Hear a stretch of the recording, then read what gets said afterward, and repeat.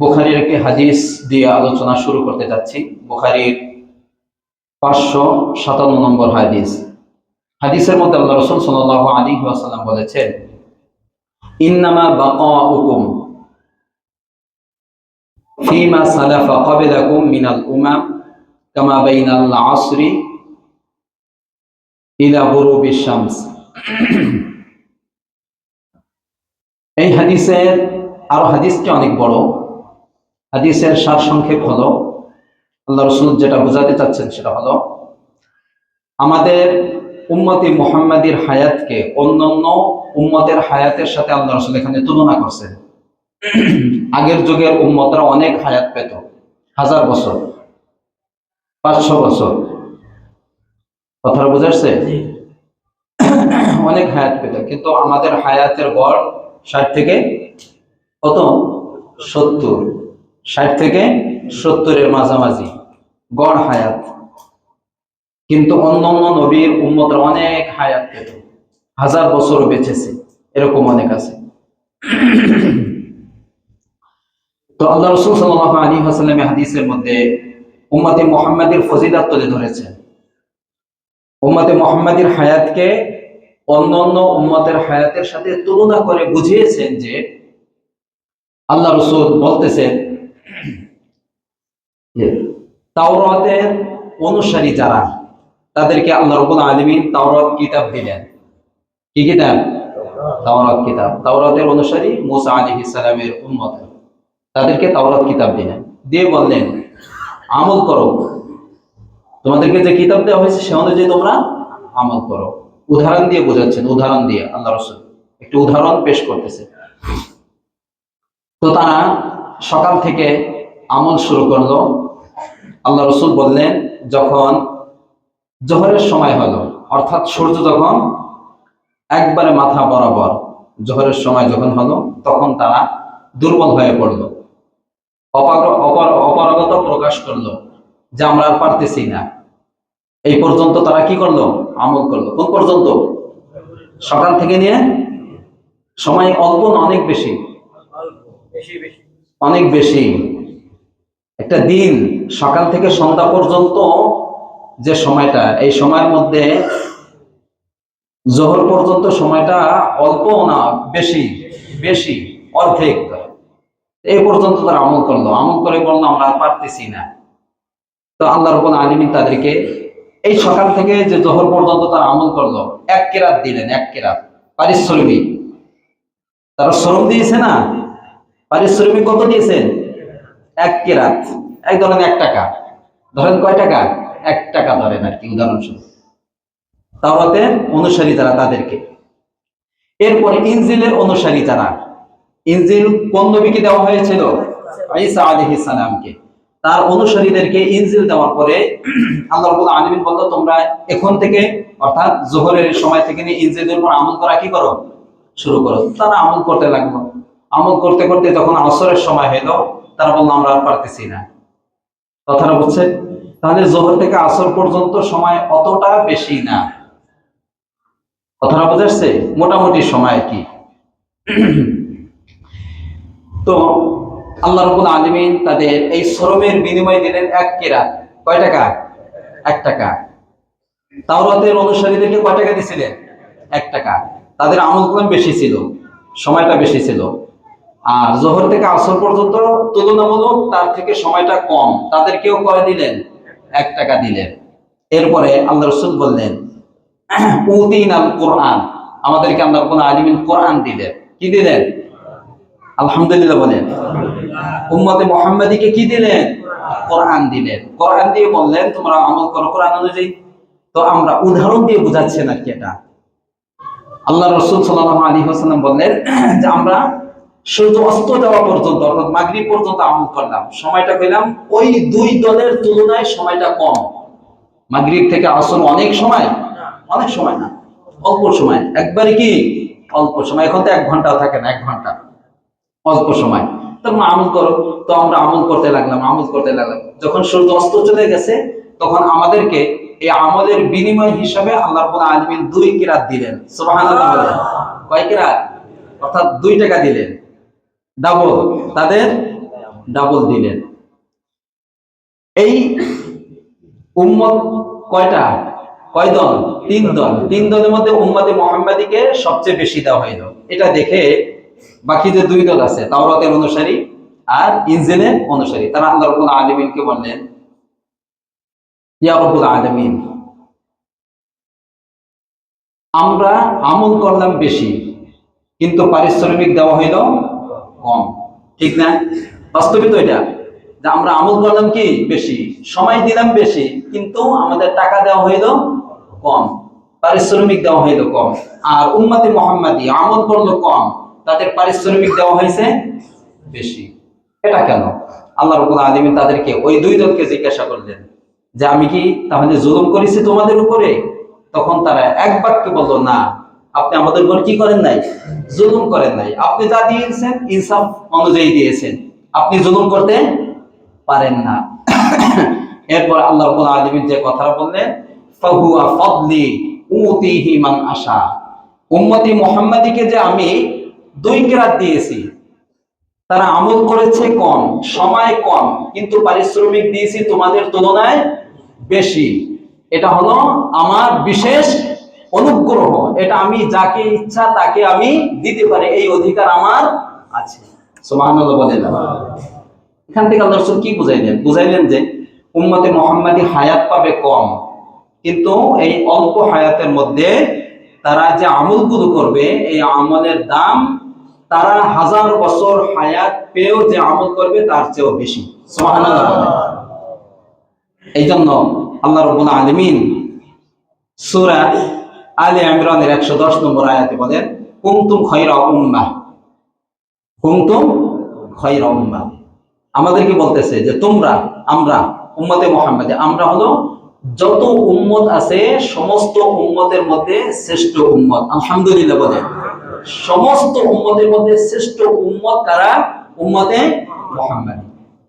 আল্লাহ রাসূল সাল্লাল্লাহু আলাইহি ওয়াসাল্লাম হাদিসের মধ্যে বলেন, উম্মতি হাযা উম্মাতুন মারহুমা, আমার এই উম্মত অর্থাৎ উম্মতে মুহাম্মাদী। কে বলতেছেন এই কথাটা?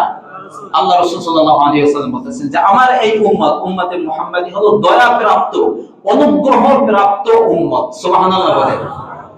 দয়া আর অনুগ্রহ দিয়ে আমার উম্মতকে ভরপুর করে দেওয়া হয়েছে। কেমন?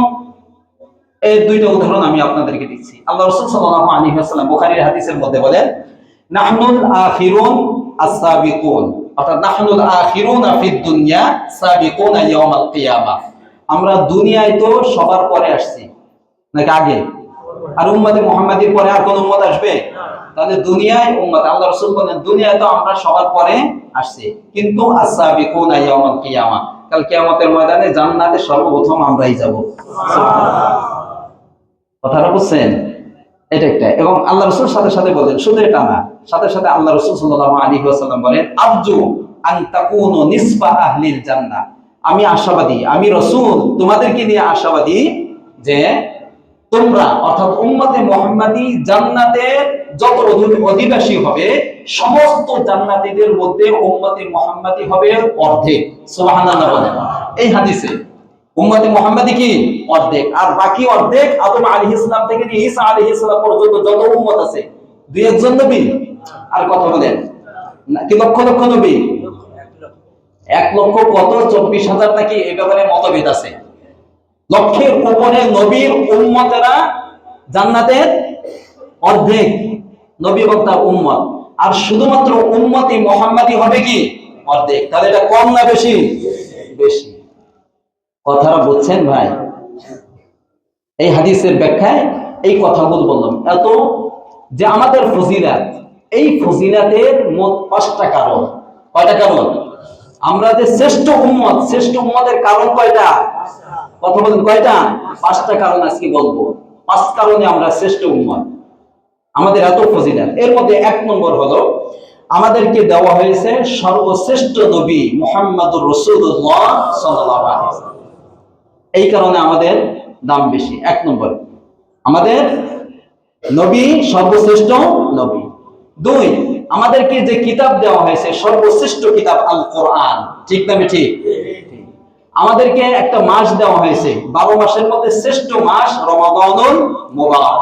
কথা বলেন। 3, 4, আমাদেরকে একটা রাত দেওয়া হয়েছে, যে রাত হলো যত রাত আছে সমস্ত রাতের তুলনায় ওই রাতের দাম সবচেয়ে বেশি, লাইলাতুল কদর। লাইলাতুল কদর 4। 5 নম্বর হলো আমাদেরকে একটা দিন দেওয়া হয়েছে, এই দিনের মতো শ্রেষ্ঠ আর কোন দিন নেই, সেই দিনটা হলো আজকে জুমার দিন, আর 2 ঈদের দিন, ঈদুল ফিতর, ঈদুল আযহা। এই 5 কারণে আমাদের শ্রেষ্ঠত্ব। কয় কারণে?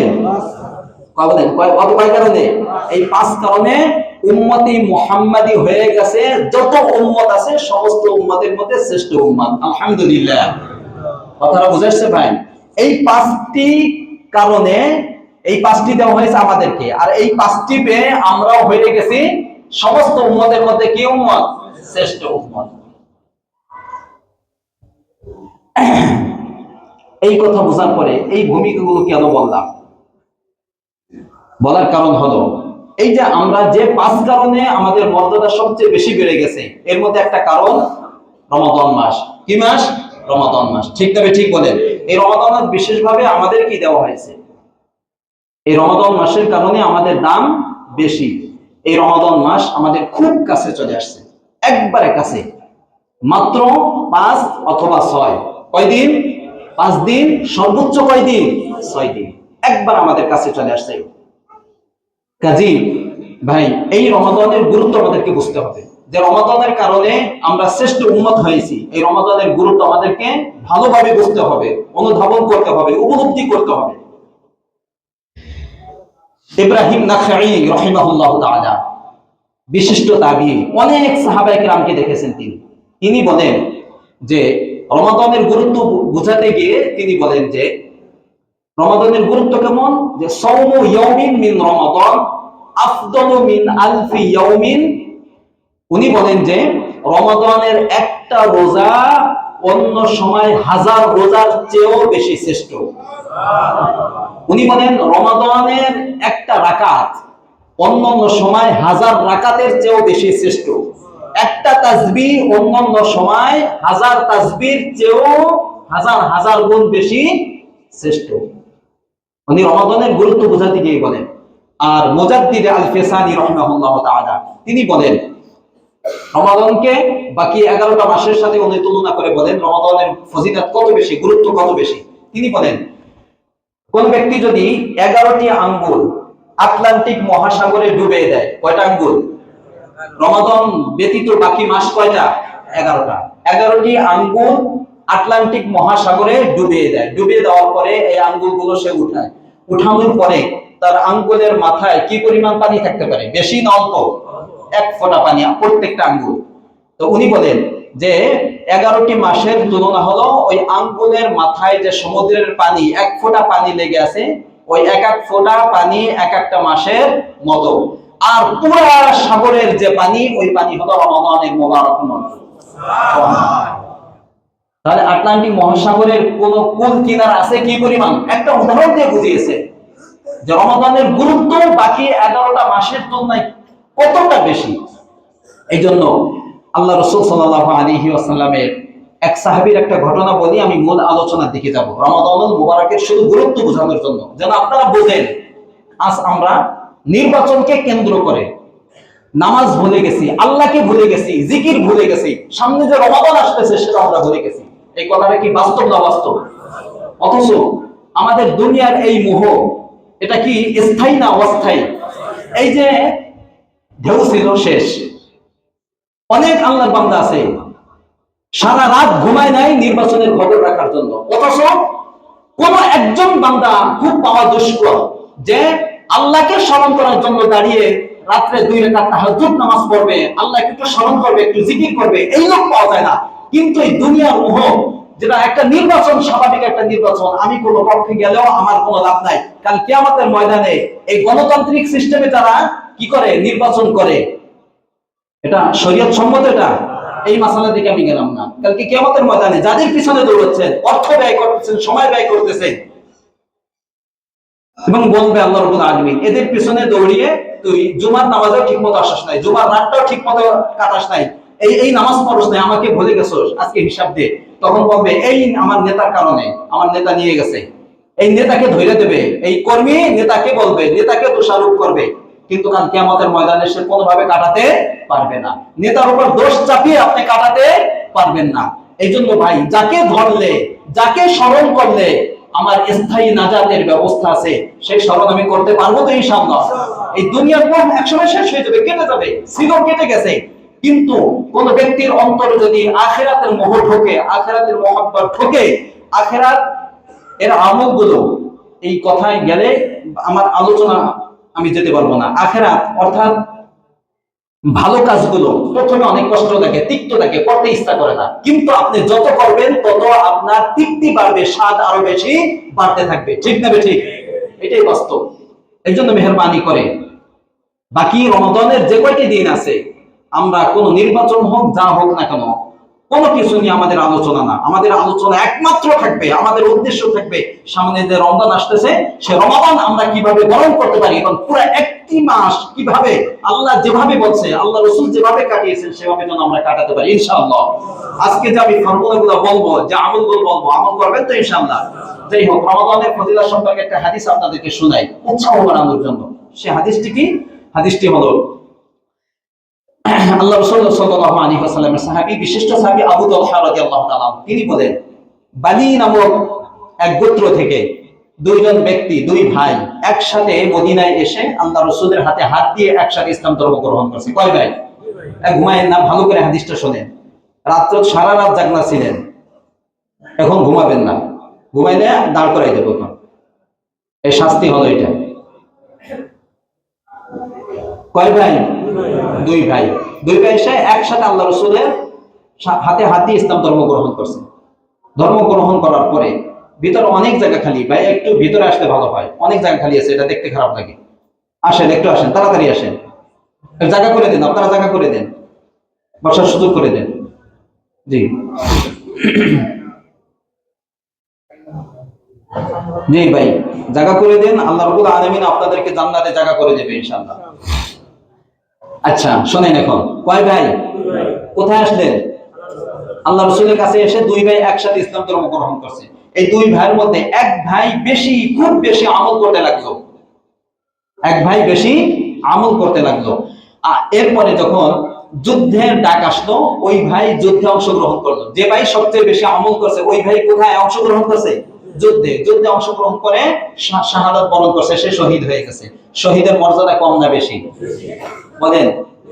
কবরে কাউকে খাবার দেওয়া হয় না, রিজিক দেওয়া হয় না, একমাত্র কাদেরকে দেওয়া হয়?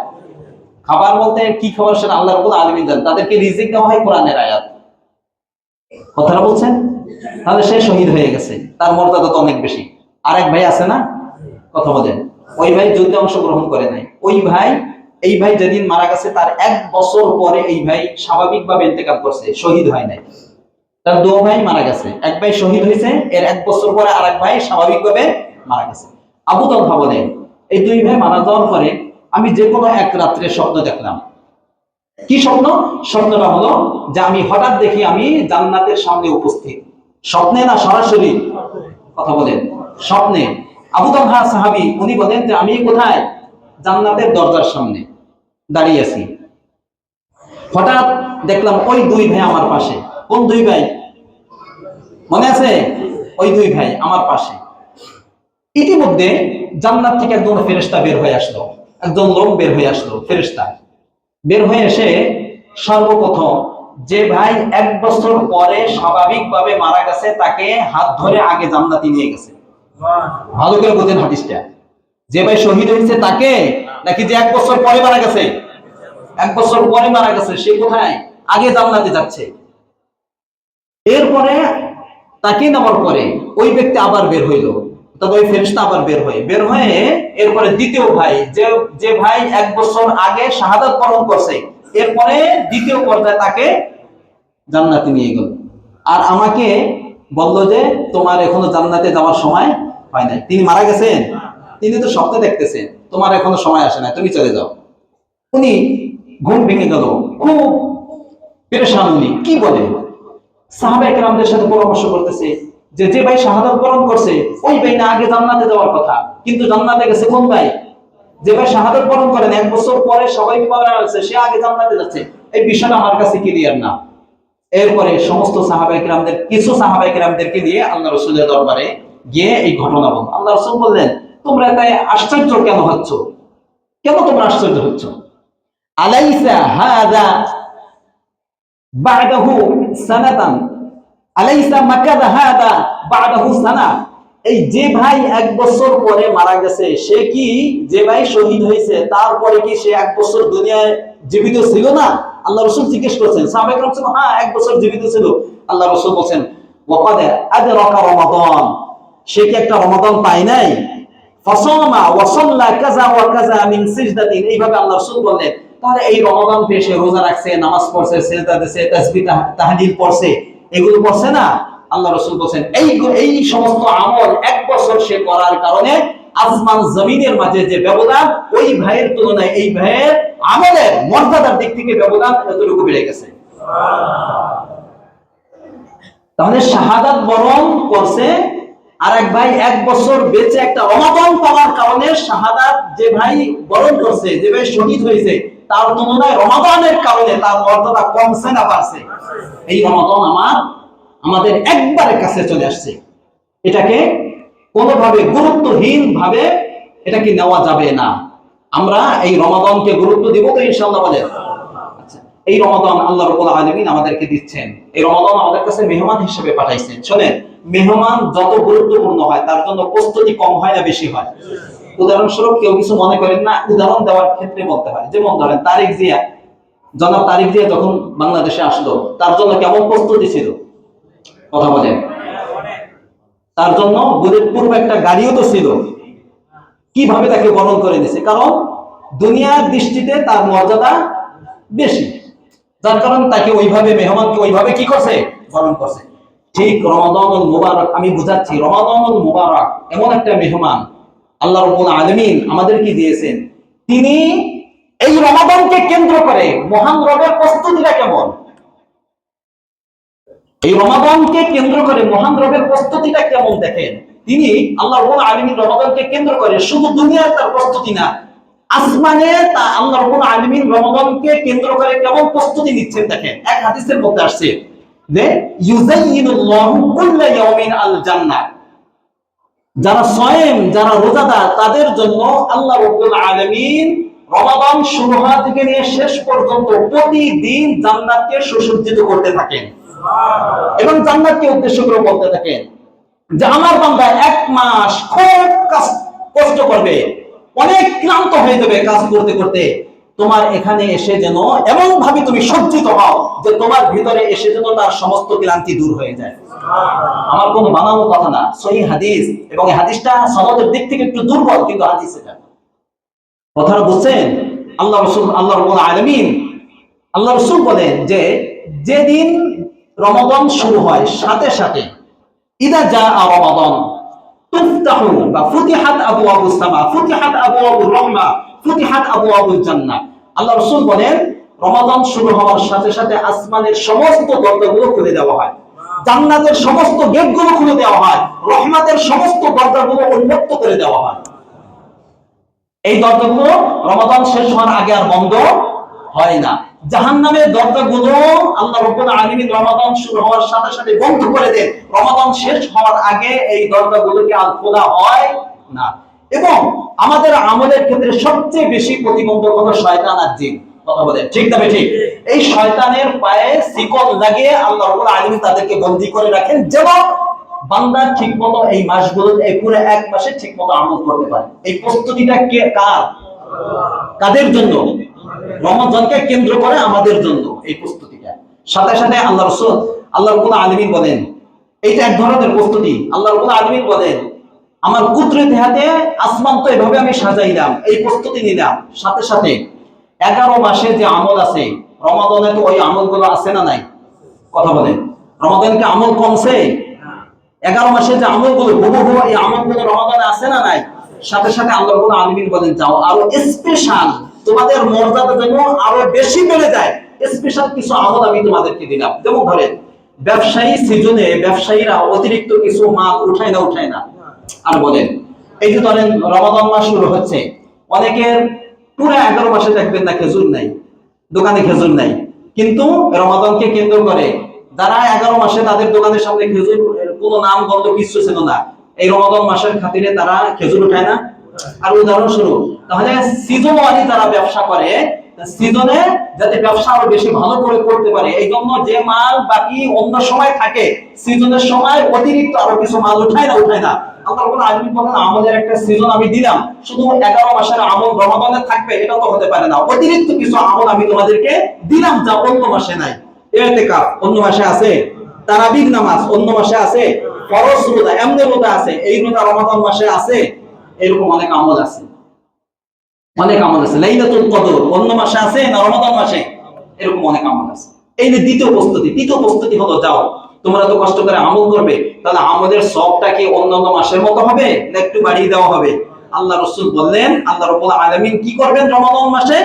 একটা নফল ইবাদত করলে একটা ফরজের সমতুল্য নেকি তার আমলনামায় দেওয়া হবে। সুবহানাল্লাহ বলেন। আপনি অন্যান্য মাসে সারা বছর যদি 11টা মাস ভরে ভরে নফল ইবাদত করেন একটা ফরজের সমান হবে না, কিন্তু রমাদানে একটা নফল একটা ফরজের সমান। আর একটা ফরজ কয়টা ফরজ? 70টা কম পক্ষে।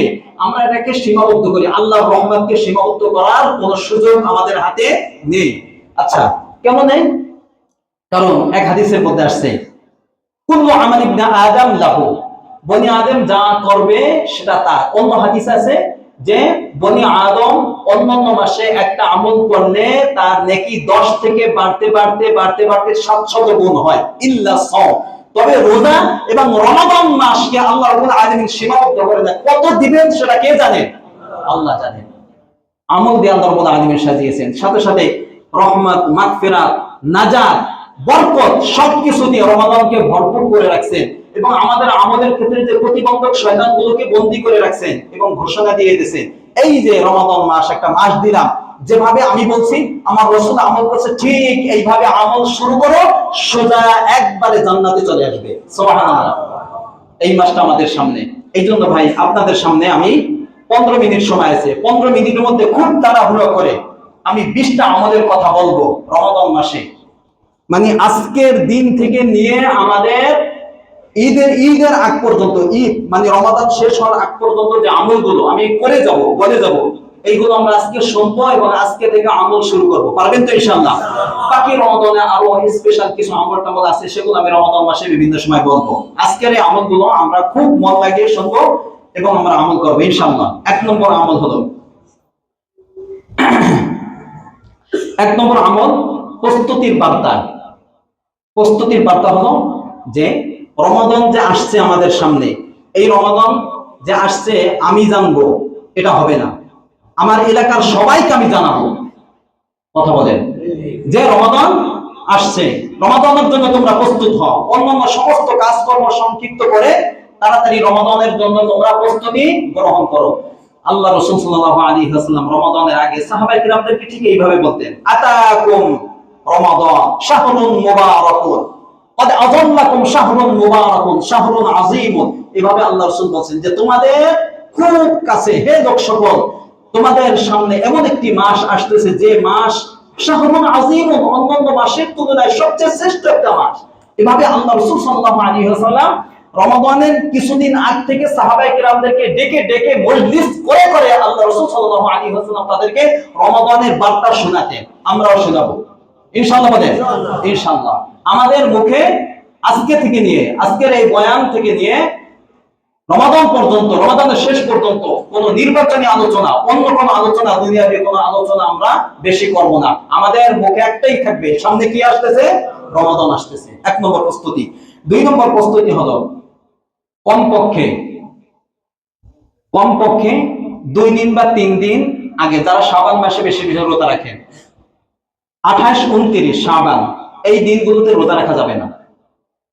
মনে থাকবে যারা শাবানে রোজা রাখেন কমপক্ষে এর আগে বন্ধ করলে ভালো হয়। আল্লাহ রাসূল নিষেধ করেছেন লা তাকাদ্দামু রমাদান বিসাওমি ইয়াউমিন ওয়া ইয়াউমাইন। কমপক্ষে রোজা শুরু হওয়া, রমজান শুরু হওয়ার কয়দিন আগে? 2 দিন বা 1 দিন আগে শাবানে রোজা রাখা কি করতে হবে? বন্ধ করতে হবে। যেন মানসিকভাবে এবং শারীরিকভাবে আমি প্রস্তুত হয়ে সুন্দর করে প্রস্তুতি নিয়ে রমাদান কি করতে পারি? শুরু করতে পারি। কাজে যাদের শাবান মাসে বেশি বেশি রোজা রাখার অভ্যাস আছে তারা শেষ কয়েকদিন এই 2 দিন বা 3 দিন কি রাখবেন না? রোজা রাখবেন না। এটা হলো 2 নম্বর প্রস্তুতি। 3 নম্বর প্রস্তুতি হলো যে আজকে থেকে নিয়ে শাবান মাস যে কয়দিন আছে প্রত্যেক দিন গণনা করবেন যে আজকে অমুক তারিখ। আজকে কয় তারিখ? আলহামদুলিল্লাহ। কয় তারিখ? 24। কালকে 25, এরপরের দিন 26, 27, 28, 29। ঠিক আছে? রমাদান আসতেছে, রমাদানের ক্ষেত্রে আহসু হিলালা শাবান লি রমাদান। আল্লাহ রাসূল বলেন তোমরা শাবানের চাঁদের হিসাব রাখো, গণনা করো। কার খাতিরে? কার খাতিরে? রমাদানের খাতিরে। রমাদানকে গ্রহণ করার জন্য, তার সম্মানে তোমরা শাবানের চাঁদগুলো কি করো? হিসাব রাখো। আমরা আজকে থেকে হিসাব রাখবো ইনশাআল্লাহ। যেন কোনো ব্যক্তি যদি আপনাকে হঠাৎ করে সে জিজ্ঞাসা করে আজকে শাবানের কয় তারিখ, যেন আপনি সাথে সাথে বলে দিতে পারেন আজকে শাবানের 27 তারিখ, আজকে 24 তারিখ, আজকে 25 তারিখ। পারা যাবে তো ইনশাআল্লাহ? এটা গণনা করা। আর এরপরে 4 নম্বর আমল হলো, এই আমলটা করবেন তো সবাই ইনশাআল্লাহ? করবেন? 29 তারিখ শাবানের বুধবার। কি বার? বুধবার। চাঁদ ওঠার সম্ভাবনা আছে, আছে না নাই? আছে। কাজী আমরা চাঁদ দেখব, আল্লাহ রাসূলের সুন্নাত। আল্লাহ রাসূল বলেন সুমু লিরুয়াতিহি ওয়া আফতিরু লিরুয়াতিহি। তোমরা রোজা রাখবে চাঁদ দেখে, রোজা ভঙ্গ করবে কি দেখে? চাঁদ দেখে। তাহলে চাঁদ দেখা কার সুন্নাত? আল্লাহ রাসূলের সুন্নাত। আমরা চাঁদ দেখব তো ইনশাআল্লাহ। চাঁদ দেখব কোথায়? বিল্ডিং এ ঢাকার শহর ভরা, বিল্ডিং এর ছাদে বসে দেখা যায় না? কথা বলেন। রাস্তায় দাঁড়িয়ে দাঁড়িয়ে দেখা যায় না? যায় না? এখনো ময়দান আছে অনেক যেখানে দাঁড়িয়ে চাঁদ দেখা যায়। বলছো চাঁদ কি দেখতে পারবো? আপনি দেখতে পারবেন কি পারবেন না সেটা আল্লাহ রাসূল বলেন না। চাঁদকে খুঁজতে বলছেন। পশ্চিম আকাশে চাঁদ কি করতে হবে? খুঁজতে হবে। আপনি খুঁজবেন চাঁদ। এই খুঁজলে আপনার যদিও না দেখেন তাহলে আপনার এই সুন্নাত কি হয়ে যাবে? আদায় হয়ে যাবে ইনশাআল্লাহ। 29 তারিখ আমরা সকলে, আমার বয়ান আজকে যারা শুনবেন, আমি ইমাম সহ সকলে ইনশাআল্লাহ আগামী বুধবার সন্ধ্যায় হয়তো মাগরিবের আগে অথবা মাগরিবের নামাজ পড়ে গিয়ে সাথে সাথে আমরা সবাই মোবাইল আর কি টিভির সামনে যে চাঁদ উঠছে কিনা ওটা আমরা দেখবো পরে। আগে কমপক্ষে অন্ধকার হওয়ার আগ পর্যন্ত আমরা অল্প সময় 1 মিনিট, আপনি 30 সেকেন্ড আপনি পশ্চিম আকাশে চাঁদ খোঁজেন। এটা আল্লাহ রাসূল খুঁজেছেন, আদেশ করেছেন। এই জন্য আমি তার এই সুন্নাতকে পালন করার জন্য আমি একটু খুঁজবো। পারবেন তো ইনশাআল্লাহ? ইনশাআল্লাহ। নামাজ থেকে যখন বের হবেন তখন, যখন আসবেন তখন পারা যাবে ইনশাআল্লাহ। যদি চাঁদ না ওঠে তাহলে পরের দিন তো চাঁদ নিশ্চয়ই উঠবে, কারণ 30 এর বেশি তো মাস হয় না। তাহলে ওই দিন তো নিশ্চিত চাঁদ উঠবে। তাহলে চাঁদ দেখতে হবে না? বলেন চাঁদ দেখতে হবে না? হ্যাঁ, ওই দিন আমি দেখবো। ওই দিনও আমি কি উঠলেও নিশ্চিত আজকে চাঁদ উঠবে, তারপরে আমি ওই দিন কি করব? চাঁদ দেখবো। এর 4র্থ আমল, যদি আমি চাঁদ দেখে যাই, যদি আল্লাহ তৌফিক দান করেন, তাহলে একটা দোয়া পড়া, আল্লাহুম্মা আহিল্লাহু আলাইনা বিল ইয়ুমনি ওয়াল ঈমান ওয়াস সালামাতি ওয়াল ইসলাম রব্বি ওয়া রাব্বুকাল্লাহ। চাঁদকে দেখে দেখে বলা, রব্বি, হে চাঁদ, রব্বি তোমার রব, রব্বুকা আমার রব, আর তোমার রব কে? আল্লাহ। সুন্দর এই দোয়াটা, যদি চাঁদ দেখে ফেলেন এই দোয়াটা পড়বেন। আর যদি চাঁদ আমি খুঁজছি কিন্তু দেখি নাই, পরে খবরে শুনছি, তাহলে এরকম কোনো হাদিস বর্ণিত নাই, কিন্তু আমরা এটার উপর আমল করতে পারি। আমি দেখার চেষ্টা করছি কিন্তু আমি দেখতে পারি নাই, কিন্তু আমি খবরে কি শুনেছি, শোনার সাথে সাথে এই দোয়াটা আপনি পড়তে পারেন। আল্লাহ তৌফিক দান করুন। এটা গেল 4 নম্বর আমল। 5 নম্বর আমল হলো, যখন চাঁদ উঠে গেল, রমজান শুরু হয়ে গেল না? কথা বলেন, শুরু হইলো না হইলো না? এখন রমাদান শুরু হয়ে গেল। প্রথম আপনার কাজ হলো, এই দীর্ঘ 1টি বছর পরে আল্লাহ রাব্বুল আলামিন আমাকে পবিত্র মাহে রমাদান দান করেছে।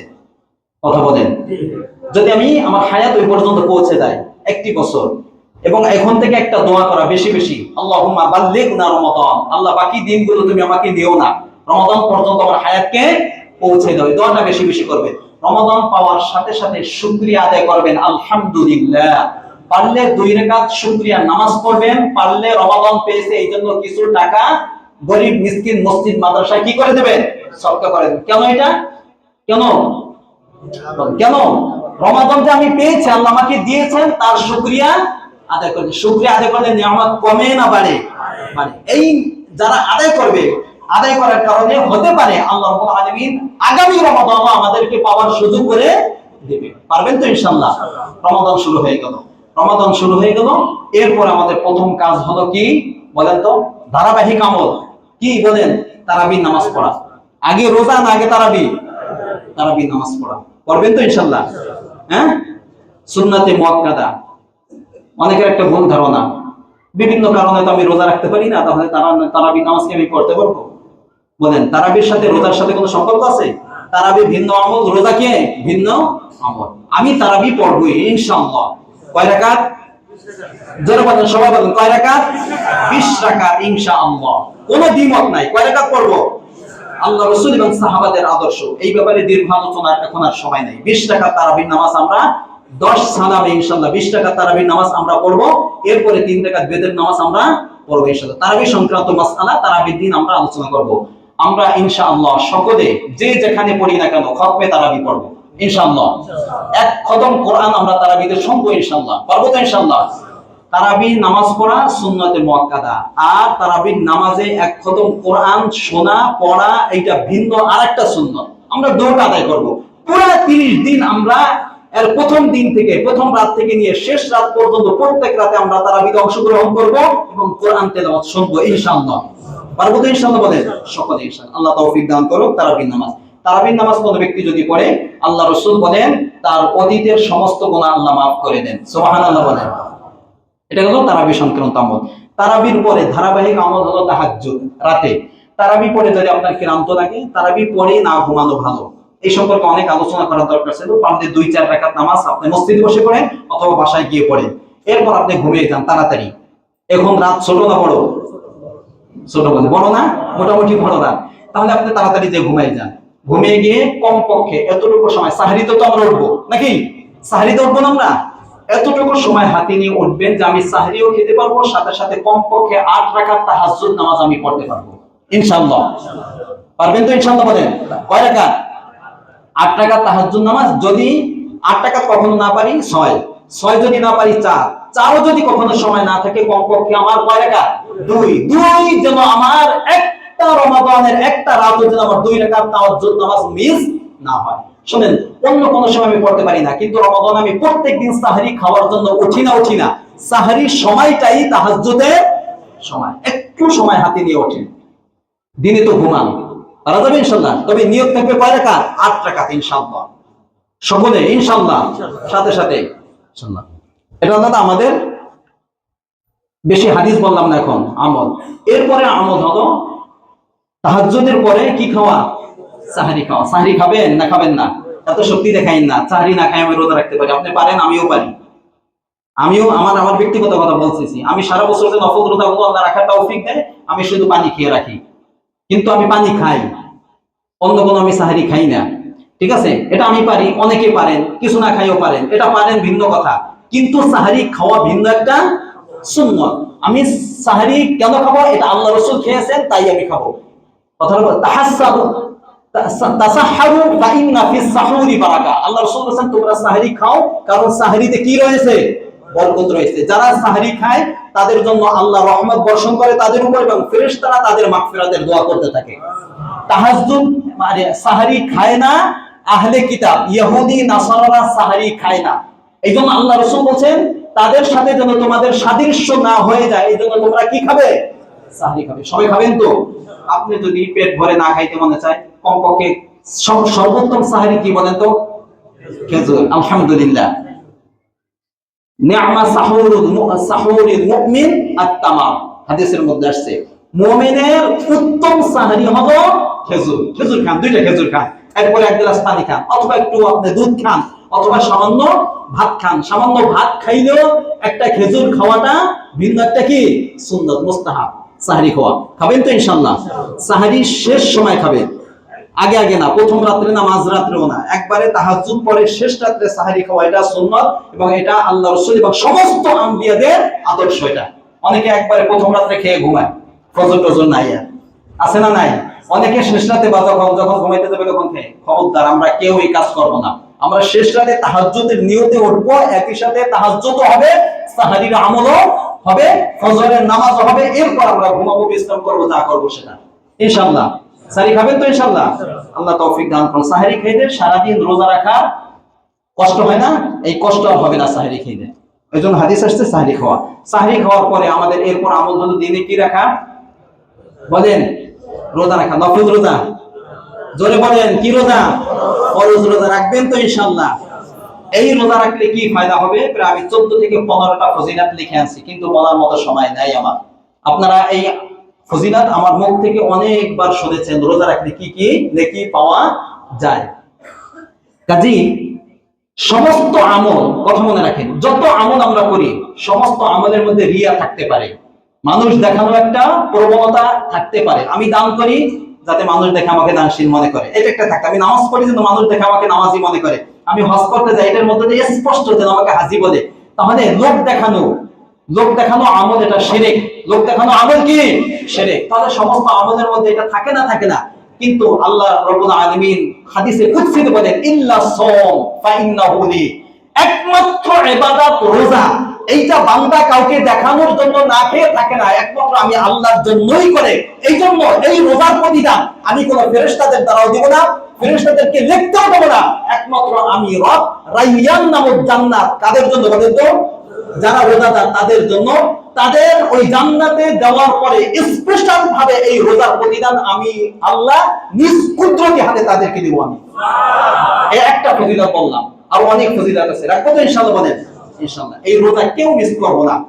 আমার সন্তান যাদের বয়স 7 থেকে মোটামুটি ভাবে বুঝবান 10 হয়ে গেছে, তাদেরকেও, বালেগ হইলে তো রোজা ফরজ, আর বালেগ হওয়ার একবারে কাছাকাছি হয়ে যাবে বালেগ, 10-11 বছর বয়স, তাদেরকেও আমরা রোজা রাখতে কি করব? বাধ্য করবো এবং অভ্যস্ত করবো ইনশাআল্লাহ। রোজা না রাখলে যে কি গুনাহ, কত বড় গুনাহ এবং কত বড় শাস্তি তার জন্য অপেক্ষা করতেছে, হাদিস বলার মতো সময় আমার হাতে নেই এখন। কাজেই আমরা রোজা ছাড়বো না, আল্লাহ তৌফিক দান করুক। এরপরে আমল হলো কোরআন তেলাওয়াত। রমাদানে কি তেলাওয়াত বলেন? শুনেন, রমাদানের ফজিলত এবং রমাদানের পরিচয় আল্লাহ রাব্বুল আলামিন দিয়েছেন কি দ্বারা? কোরআন দ্বারা। শাহরু রমাদান আল্লাযী উনজিলা ফীহি কোরআন। আল্লাহ রাব্বুল আলামিন বলতেছেন রমাদান মাস এর পরিচয় শোনো। রমাদান মাস তো ওই মাস যে মাসে কোরআন কি করা হয়েছে? রমাদানের ফজিলত, একমাত্র ফজিলত বেড়েছে কার কারণে? কোরআনের কারণে। এই কোরআন যেন সবার মুখ থেকে পুরো রমাদান মাসে আওয়াজ বের হয় কোরআনে, ইনশাআল্লাহ। কোরআন 1 নম্বর। কোরআন নিয়ে যে আমাদের আমল হবে কোরআন তেলাওয়াত 1 নম্বর। 5 ওয়াক্ত নামাজে যদি আমি 15 মিনিট সময় হাতে নিয়ে আসি, 5 ওয়াক্ত নামাজে যদি আমি 5 পৃষ্ঠা করে আমি প্রতিজ্ঞা করি, পুরো রমাদানের প্রত্যেক দিন 5 ওয়াক্ত নামাজের একা ওয়াক্তে আমি 5 পৃষ্ঠা পড়ব, তাহলে 5 ওয়াক্তে কয় পৃষ্ঠা হবে? 25 পৃষ্ঠা, এক পারা 5 পৃষ্ঠা হয়ে যাবে। তাহলে পুরো রমাদান যদি আমি আমলটা করতে পারি, এক পারা হবে না? হবে না? এক খতম হবে না? হবে না? দৈনিক এক পারার বেশি হবে, এক খতমের বেশি হয়ে যাবে। কমপক্ষে আমি এক খতম দেব। আর যাদের চালু আছে বেশি বেশি খতম দেওয়ার কি করবেন? চেষ্টা করবেন। কোরআন তেলাওয়াত, কোরআন শোনা। কাদের থেকে শুনবেন? হাফেজদের মুখ থেকে তারাবিতে কোরআন শুনবো। যদি রেকর্ড থাকে রেকর্ডে শুনবেন, যদি কোনো বাসায় কোনো হাফেজ থাকে তার মুখ থেকে শুনবেন। কোরআন শোনা এইটাও রমাদানের স্পেশাল একটা আমল। আল্লাহ রাসূল জিবরিল আমিনের সাথে দাওয়াত করতেন রমাদানে। দাওয়াত বোঝেন? আল্লাহ রাসূল পড়তেন, জিবরিল আমিন শুনতেন, জিবরিল আমিন পড়তেন, আল্লাহ রাসূল শুনতেন। তাহলে আল্লাহ রাসূল তেলাওয়াতের আমলও করতেন, শোনার আমলও করতেন রমাদানে।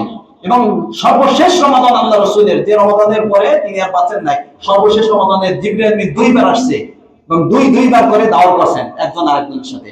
কাজেই 2 মল আমল তেলাওয়াত করা, শ্রবণ করা। 3 কোরআনের অর্থ, কমপক্ষে একটা আয়াতের অর্থ আপনি শেখেন দৈনিক। কয়টা? একটা আয়াতের অর্থ আপনি শেখেন। 3 হলো তাফসীর পড়া। 2 একটা সূরা ফাতিহা, যেগুলো আপনি জানেন, ভালো ভালো আয়াতের কিছু তাফসীর নিজে পড়া। তাফসীরের, কোরআনের তাফসীর আছে না?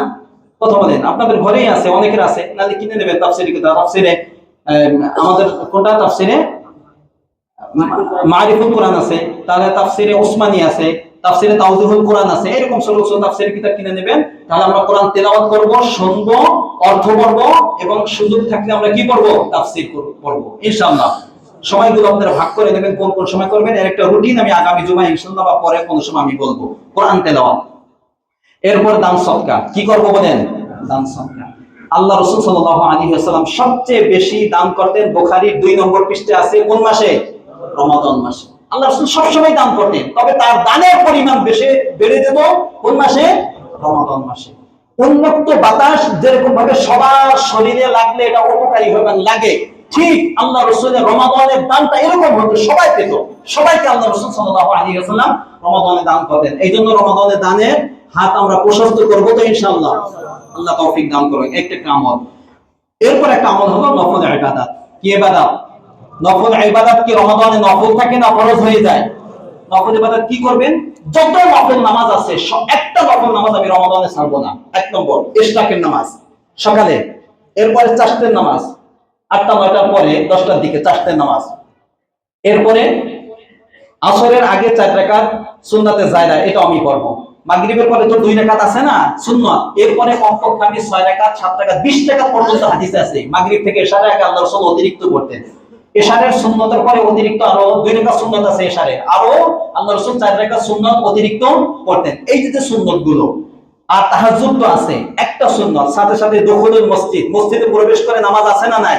তাহিয়াতুল ওযু, ওযু করে নামাজ আছে।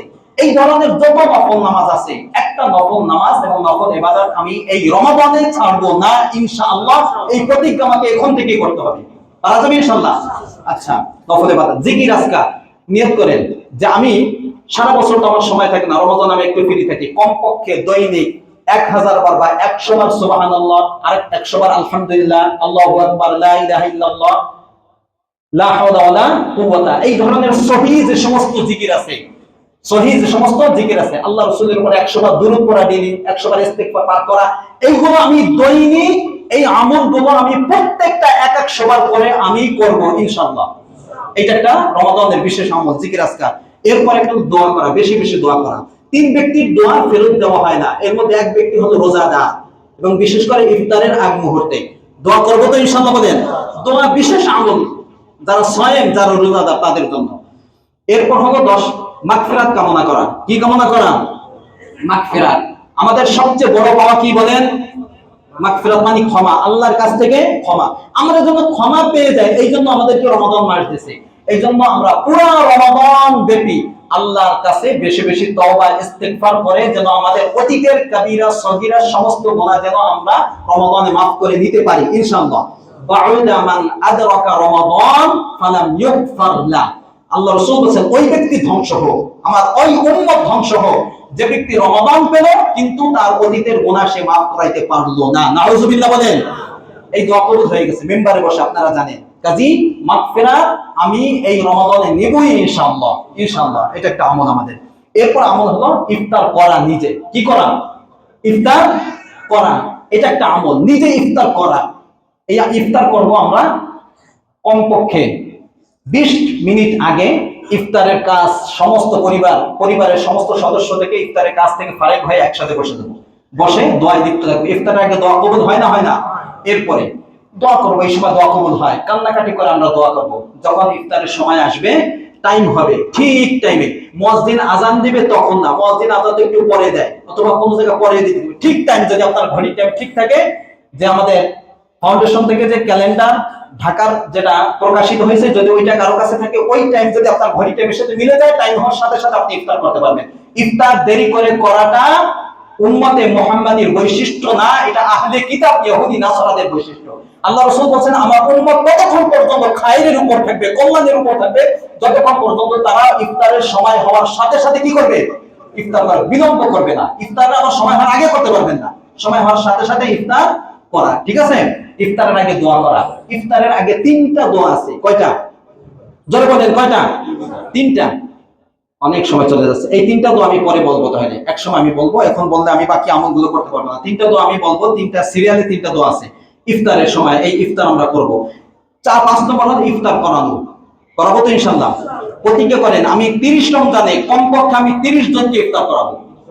প্রত্যেক আমার যত অবস্থা, আর্থিক অবস্থা খারাপ থাকবে না কেন, আমি কমপক্ষে 30 জন বান্দাদেরকে, সায়েমকে, রোজাদারকে আমি ইফতার করাবো। পারবেন ইনশাআল্লাহ? এইদিকে লক্ষ্য রাখবেন, আপনি যে মসজিদের হোক ওই মসজিদের স্টাফদের প্রতি লক্ষ্য রাখবেন। আপনি যদি কোনো মাদ্রাসার দায়িত্বশীল হয়, মাদ্রাসার দায়িত্বশীল যারা স্টাফ আছে তাদের দিকে লক্ষ্য রাখবেন। আপনার কর্মচারী যারা আছে, আপনি দোকানদার, আপনার কর্মচারী দিকে আপনি লক্ষ্য রাখবেন। এরকম আমার ঘরে, আমার আশেপাশে প্রতিবেশী যারা আছে, তারা যেন না খেয়ে থাকে, তারা যেন ইফতারের কষ্ট যেন তারা না পায়, এই জন্য আমি সব জায়গায় আমার সার্কেলের ভিতরে যারা আছে, আমি সবার ভিতরে আমি ইফতার বিতরণ করবো এবং ইফতার আমি তাদের জন্য ব্যবস্থা করবো ইনশাআল্লাহ। ইফতার করবো, পারবেন তো ইনশাআল্লাহ? আমাদের একজন তাবি আছে হাম্মাদ ইবনে সুলাইমান, তিনি দৈনিক 50 জন মানুষদেরকে, রোজাদারকে ইফতার করাইতেন। সুবহানাল্লাহ বলেন। পুরো মাসে 1500। কথা বলেন, এরকম তৌফিক আপনাদের এখানে নাই? সবাই এই প্রতিজ্ঞা করেন ইনশাআল্লাহ। ইফতার করাইলে কি হয়, অনেক ফজিলাত আছে। এর মধ্যে একটা ফজিলাত হলো ওই ব্যক্তি রোজা রাখে যে সব পায়, ওই সবটা হুবহু তার আমলনামে আল্লাহ দিয়ে দেন। ওই ব্যক্তির রোজা থেকে একটু কমবে না। অনেকে ইফতার করতেছে না যে আমার রোজা সব কমে যাবে, না কমবে না। আল্লাহ কি আমাদের মধ্যে কি কম? একজন ইফতার করাবো তো ইনশাআল্লাহ। ইফতার করানো, ইফতার এবং সাহারি বিতরণ করা, এখন থেকে বিতরণ করেন, যে প্যাকেট করে করে গরিবদের মাঝে দেন। 17 এরপরে আমল হলো অধীনস্থ যারা আছে, কর্মচারী যারা আছে, তাদের কাজের চাপ একটু কমিয়ে দেওয়া রমাদানের খাতিরে। পারবেন ইনশাআল্লাহ? কি হবে? যে ব্যক্তি অধীনস্থদের রমাদানের খাতিরে তাদের কাজ, তাদের দায়িত্ব একটু কমিয়ে দেবে। কর্মচারী আমাদের আছে না নাই? আমার দোকানে বিভিন্ন জায়গায় কাজ করে, আমার ফ্যাক্টরিতে যদি কমিয়ে দেয়, আল্লাহ রাসূল বলেন তাদের প্রথমে 2টা পুরস্কার। 1 নম্বর পুরস্কার হলো তার ওই ব্যক্তির অতীতের গুনাহ মাফ হয়ে যাবে এবং জাহান্নাম থেকে মুক্তির ব্যবস্থা আল্লাহ করে দিবেন। আর এই সময় কমিয়ে দেওয়ার কারণে ওই বান্দা যে আমলগুলো করবে তার একটা সওয়াব আপনার আমলনামে আসবে না? আসবে না? আল্লাহ তৌফিক দান করুক। এরপর আমল হলো শেষ দশকে ইতিকাফ করা। এখন থেকে নিয়ত করে যে আমি কমপক্ষে শেষ দশকে ইতিকাফ করব ইনশাআল্লাহ। এটা এখন থেকে আপনার প্রতিজ্ঞা করতে হবে এবং সবাইকে ফারেক করতে হবে। এরপর আমল হলো শেষ দশকের বেজর রাতে লাইলাতুল কদর খোঁজা। এটা তো পরে আসবে, কিন্তু আমলগুলো বলে যাচ্ছে আমি, পারা যাবে ইনশাআল্লাহ এই জন্য। এরপরে একটা আমল হলো আত্মীয়দের সাথে সম্পর্ক বজায় রাখা।